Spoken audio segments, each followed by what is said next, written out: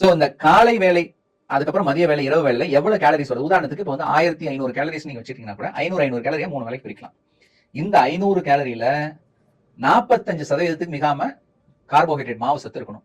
45% மிகாம அப்படின்னா கிட்டத்தட்ட ஒரு 225 கேலரிஸ் வரும்.